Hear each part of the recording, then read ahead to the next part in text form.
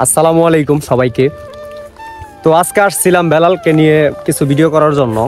তো আমার পিছনে দেখেন কি একটা কুয়াশার অবস্থা, মানে ক্যামেরাও গোলা লাগতেছে, এমন একটা অবস্থা হয়ে গেছে কুয়াশায়।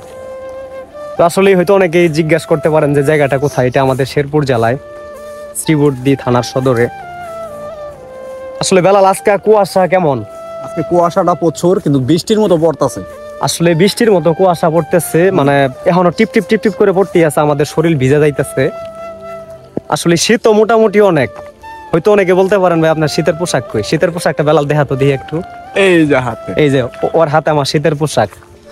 আসলে এই দুঃখে নিজেই মানে বাইন মনে করতেছি, কারণ দেখেন ভিডিও করতে আইছি ঠিক মতো নাই, ভিডিও করা পারি, কুয়াশা ক্যামেরা সব ব্ল্যাঙ্ক হয়ে যাইতেছে গা। কুয়াশার জায়গাটা অনেক সুন্দর ছিল, কুয়াশাটা অনেক বেশি, যার জন্য আজকে ঠিক মতো ভিডিও করতে পারলাম না।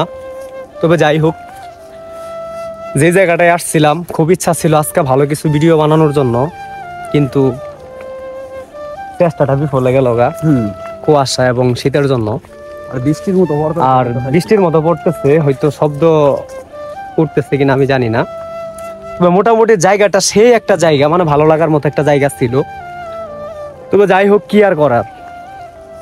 এখন বাড়ির দিকে যাইতেছি, যেহেতু বৃষ্টি পড়তেছে না কুয়াশায় পড়তেছে বুঝতেছি না।